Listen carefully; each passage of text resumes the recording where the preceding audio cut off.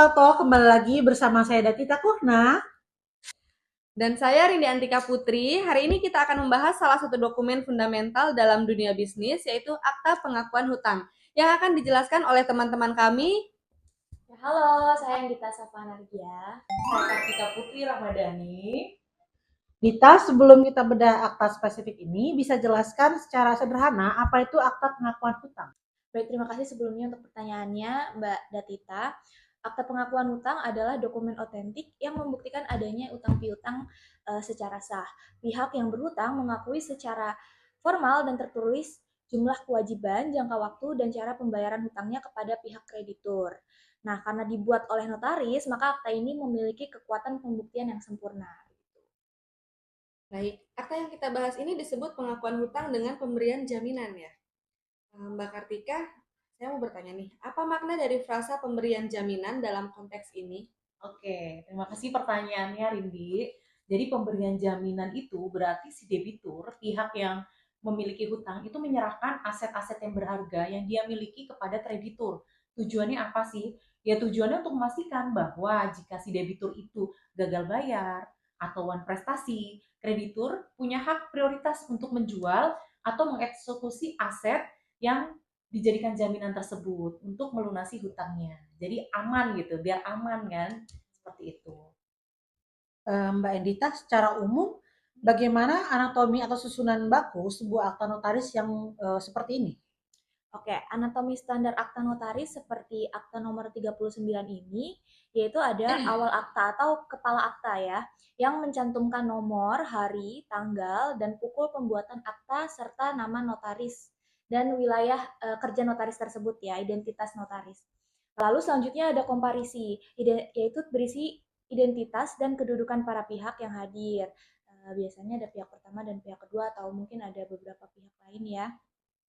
Lalu yang selanjutnya adalah premis atau penerangan, yaitu latar belakang dan maksud dibuatnya perjanjian, yaitu pihak pertama telah berhutang kepada pihak kedua gitu. Lalu klausul atau pasal-pasal memuat inti perjanjian termasuk pengakuan hutang, jangka waktu, jaminan dan ketentuan jika nanti ada wan prestasi. Lalu penutup akta atau akhir akta ini biasa menyebutkan saksi-saksi, identitas saksi-saksi ya, lalu domisili hukum dan penandatanganan serta cap jempol kanan. Sekarang kita masuk ke akta nomor 39 tanggal 5 Agustus tahun 2011. Mbak Endita, siapa pihak pertama dan pihak kedua dalam akta ini? Oke, baik.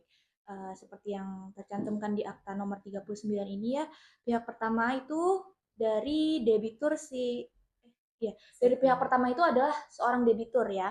Itu dari CV Harapan Sukses Membangun yang berkedudukan di Tanah Bambu diwakili oleh Nyonya Fanny Tio sebagai direktur dan Tuan Sahdan Aman Santosa sebagai wakil direktur. Lalu adapun pihak kedua yaitu sebagai kreditur itu dari PT Heinz ABC Indonesia, suatu perusahaan pemasukan modal asing ya berkedudukan di Jakarta Barat, diwakili oleh Tuan Harfandis Sudiharso selaku kuasa dari Presiden Direktur Tuan Niles Patel. Sekarang Mbak Kartika nih, pihak pertama kan itu CV dan pihak kedua adalah PT PMA. Bagaimana status hukum pihak pertama yang wakilnya menggunakan aset pribadi sebagai jaminan? Oke, terima kasih Mbak Rindi. Jadi Nyonya Vanitio dan Tuan Sahdan Aman Santosa ini kan bertindak mewakili CV untuk hutang dagang CV tersebut ya. Namun jaminan seperti tanah dan dua merek mobil truk itu terdaftar atas nama si Nyonya Vanitio atau Tio Heng Lim, itu nama asli aliasnya ya. Dan satu mobil truk atas nama Tuan Sahdan Aman Santosa. Hal ini secara eksplisit merupakan jaminan pribadi dari pemilik CV untuk hutang perusahaannya. Jadi aset pribadi mereka menjadi taruhan untuk melunasi hutang dagang CV tersebut? Betul, tepat sekali Tita.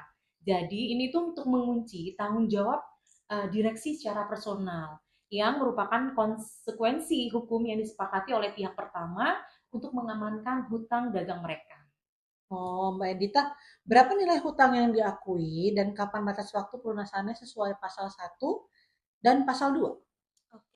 Hutang dagang yang diakui pihak pertama adalah sebesar 1,9 M. Hutang ini akan dibayar selambat-lambatnya pada tanggal 31 Oktober 2011. Baik, jadi jangka waktunya itu cukup singkat ya. Mbak Kartika, mohon bisa disebutkan jaminan-jaminan yang diserahkan berdasarkan pada pasal 3 di akta ini? Oke, jaminan tadi di akte itu ya. Jaminan utamanya itu Mbak Rindi, jadi satu bidang tanah dan bangunan SHM dia, lalu seluas 222 meter persegi atas nama Vanitio yang tadi ya, yang sebagai direksi tadi ya. Lalu 2 unit mobil truk merek Isuzu, lalu 1 unit mobil truk juga merek Mitsubishi atas nama Tuan Sahdan Aman Santosa. Dan ditambahkan pula klausul bahwa jaminan termasuk tidak terbatas pada benda bergerak maupun tidak bergerak milik pihak pertama yang lainnya. Baik, jadi ada klausul krusial di dalam pasal 4 juga ya di sini. Sekarang ke Mbak Endita, terkait status jaminan, apa jaminan pihak pertama terhadap aset-aset tersebut? Oke, pihak pertama menjamin bahwa semua aset jaminan adalah benar-benar dan sah miliknya, tidak dikenakan sitaan, tidak sedang dijaminkan kepada pihak manapun, dan tidak tersangkut pada perkara apapun. Jika ada tuntutan dari pihak lain, pihak kedua dibebaskan, dan tanggung jawab ada pada pihak pertama. Mbak Kartika, bagaimana mekanismenya jika pihak pertama itu gagal bayar? Oke, terima kasih Mbak Tita. Jadi kalau pasal 5 itu tegas menyatakan bahwa sertifikat tanah dan BPKB telah diserahkan kepada pihak kedua sebagai jaminan sampai lunas. Nah, apabila nih pihak pertama Wan Prestasi, maka pihak kedua itu berhak untuk mengambil dan menjual barang jaminan tersebut. Pihak pertama juga memberikan hak prioritas kepada pihak kedua untuk melakukan penjualan barang jaminan tersebut sejak akte ditandatangani. Jadi kalau misalkan ada Wan Prestasi nih di perjalanan mereka dalam waktu 1 tahun itu tadi, ternyata mereka di bulan ke-6 mungkin ya nggak bisa bayar, yaitu pihak kedua itu bisa langsung menjual karena mereka sudah memiliki hak prioritas untuk mengeksekusi si barang jaminan itu. Untuk yang terakhir, jika ada sengketa, di mana penyelesaian sengketa akta ini akan dilakukan? Oke, saya izin menjawab ya Mbak Rindi ya. Baik. Para pihak memilih domisili hukum yang tetap di kantor kepaniteraan pengadilan negeri di Kota Baru, begitu. Mbak Kartika, sebagai Iya. penutup, apa sih pesan kunci legal talk yang bisa diambil dari bedah akta kali ini? Oke, jadi takeaway terpenting bagi kreditur adalah ini kan kita bahas tentang akte pengakuan hutang ya. Jadi apa sih yang penting di sini? Pastikan kekuatan pembuktian perjanjian hutang Anda itu pada tingkat akte otentik, jangan cuma di bawah tangan. Ini ya, akte otentik itu dibuat di mana ya? Pasti notaris, ya kan?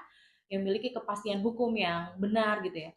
Selain itu, klausul eksekusi jaminan atau hak mengambil dan menjual dan penyerahan dokumen kepemilikan jaminan secara fisik seperti yang diatur di pasal 5 sangat esensial untuk mempermudah pelaksanaan jaminan jika terjadi uang prestasi. Baik, jadi akta ini adalah contoh sempurna instrumen hukum yang melindungi kepentingan kreditur secara kuat ya. Untuk Mbak Endita dan Mbak Kartika, terima kasih banyak atas penjelasannya yang detail ini. Sama-sama, terima kasih udah mengundang kita. Terima kasih teman-teman sudah menyimak. Sampai jumpa di episode Legal Talk berikutnya. Dadah. Bye-bye.